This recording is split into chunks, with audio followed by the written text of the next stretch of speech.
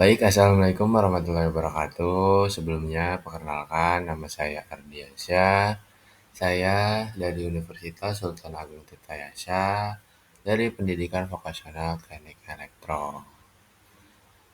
Adanya saya di sini, saya akan menjelaskan tentang Green School di sekolah menengah kejuruan. Ya, tanpa basa-basi, langsung aja kita. Apa sih Green School itu? Apakah sekolah yang berwarna hijau atau yang semuanya hijau? Bukan ya. Jadi Green School adalah konsep sekolah yang menerapkan prinsip-prinsip ramah lingkungan dalam seluruh aktivitasnya, mulai dari pembelajaran hingga pengelolaan fasilitas. Tentu ada tujuannya dari Green School ini. Jadi, tujuan utamanya adalah menciptakan budaya yang peduli lingkungan di lingkungan sekolah, ya kan? Jadi, udah ngerti lah ya, apa itu Green School bukan sekolah hijau. Nah, melalui pendekatan ini, sekolah mendorong pendidikan berkelanjutan yang tidak hanya fokus pada pengetahuan, tetapi juga pada sikap dan tindakan nyata dalam menjaga lingkungan. Selain itu, Green School juga berperan dalam menanamkan kesadaran dini sehingga peserta didik tumbuh dengan kepedulian terhadap keberlangsungannya bumi melalui kegiatan seperti daur ulang, penghijauan, dan penghematan listrik. Jadi daur ulang tuh bisa dari limbah-limbah plastik dijadikan apa? Penghijauan, menanam pohon, dan penghematan energi itu ya kita tidak memakai energi jika tidak dipakai atau bisa menggantinya dengan energi dari alam seperti PLTS, PLTA itu juga bisa.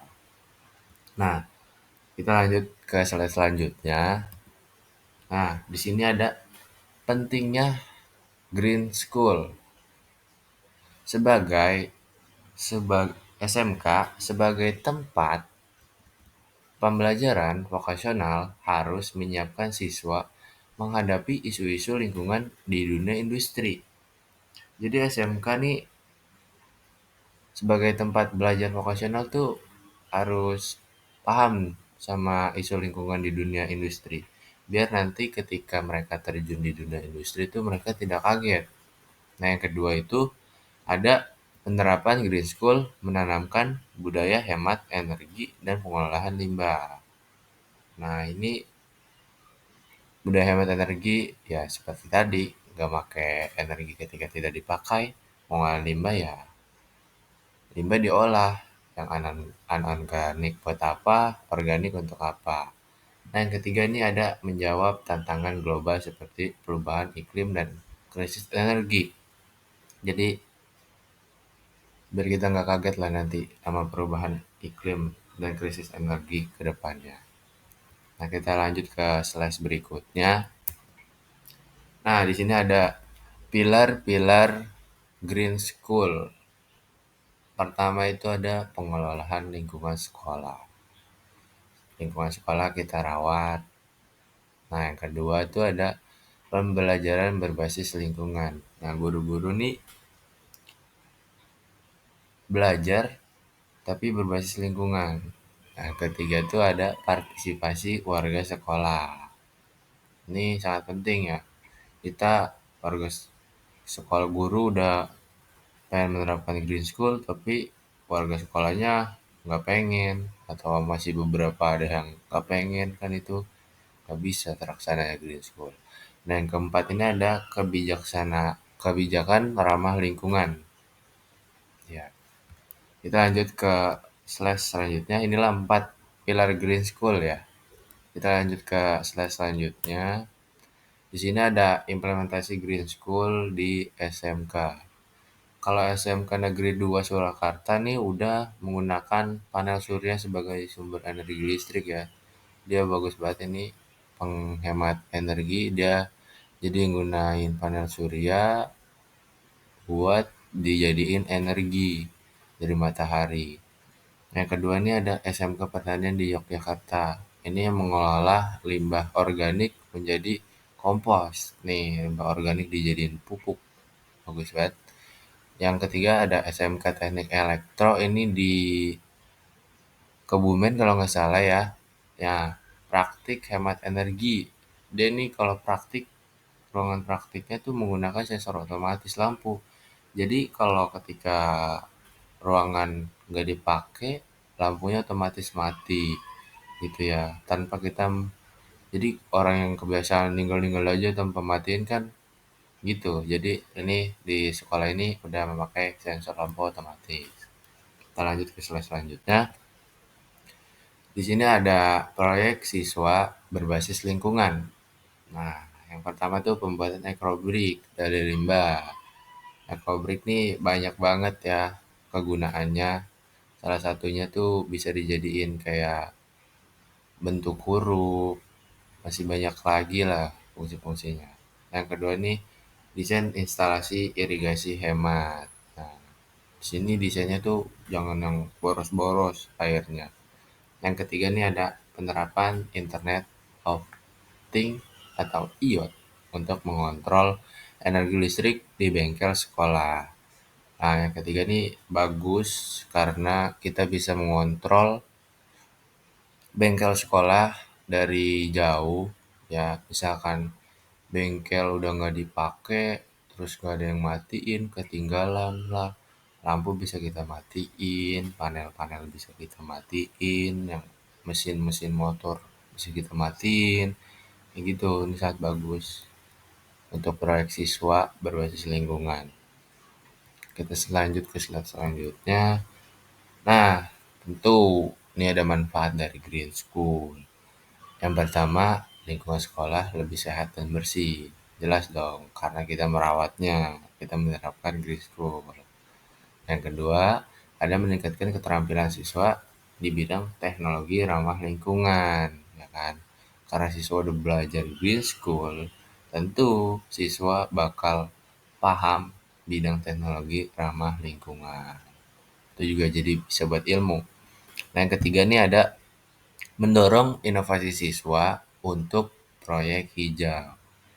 Nah, siswa jadi terbangun lah untuk menerapkan proyek hijau ini. Ternyata manfaatnya seperti ini. Wah, gede juga ya. Inilah kita melaksanakan proyek hijau. Nah, yang keempat itu ada citra positif sekolah di mata masyarakat. Nah, ini sangat jelas lah ya.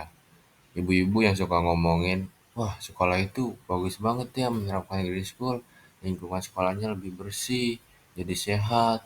Nah, ibu-ibu juga mandangnya jadi bagus sekolah itu. Nanti mereka bakal masukin anaknya ke sekolah situ. Nah, pasti ada tantangannya ya buat menerapkan Green School nih. Yang pertama, sudah jelas kesadaran kurangnya kesadaran siswa ya, masih banyak banget lah siswa-siswa yang suka boros energi, nggak peduli lah sama lingkungannya, buang apa-apa asal, masih banyak banget yang kayak gitu. Nah, yang kedua, di mana-mana pasti ada tantangan tentang dana dan fasilitas terbatas tuh. Nah, dari tantangan tersebut ada solusinya tentu. Yang pertama, integrasi ke dalam kurikulum, kita masukin kurikulum. Nah, yang kedua itu ada kolaborasi dengan industri dan pemerintah daerah. Kan industri sama pemerintah daerah kita ajak buat ngadain green penghijauan ini. Nah, yang ketiga pelatihan guru dan pembinaan siswa. Kan jadi kalau guru udah dilatih buat menerapkan green school ini dan siswanya udah dibina, udah pastilah sekolah itu bakalan dapat Green School. Kita lanjut ke slide berikutnya. Nah, di sini saya ada contoh kasus nyata dari SMK Negeri 26 Jakarta. Nah, kegiatan yang diadain di sekolah ini tuh satu, dia bikin pembangkit listrik tenaga surya. PLTS mini. Dari PLTS ini dia bikin di atap gedungnya listrik. Hasil dari PLTS ini digunakan untuk sebagian lampu sekolah. Nah, ini bagus banget nih, menghemat energi, ya kan? Nah, yang kedua nih ada bank sampah sekolah. Sampah organik dijadikan kompos untuk taman sekolah. Sampah organik dipilah dan dijual. Hasilnya untuk kegiatan OSIS. Ini bagus banget ya, sampahnya diolah, yang organik jadi kompos buat tanaman, yang anorganik dipilah dan dijual hasilnya untuk OSIS. Kan bagus banget ini. Yang ketiga itu ada greenhouse dan vertical garden. Di sekolah ini nih bikin kebun sayuran organik dan tanaman vertikal sebagai media buat pembelajaran produktif. Nah, yang keempatnya ada Kurtilas terintegrasi lingkungan. Nah, di sini gurunya emang menyisipkan nilai-nilai pelestarian untuk lingkungan dalam RPP dan praktik bengkel. Jadi itu juga siswa jadi kayak terbangun buat, wah, ini kita dapat nilai nih. Sebenarnya juga kalau nggak dapat nilai sih memang harus ya, karena penting lah hemat energi sama jangan buang sampah sembarangan. Inilah contoh kasus nyatanya di SMK Negeri 26 Jakarta. Nah, kita ternyata sudah sampai di penghujung. Itulah sedikit materi dari Green School di Sekolah Menengah Kejuruan ya. Saya Ardiansyah, pamit undur diri. Jika ada salah-salah kata, mohon dimaafkan. Assalamualaikum warahmatullahi wabarakatuh.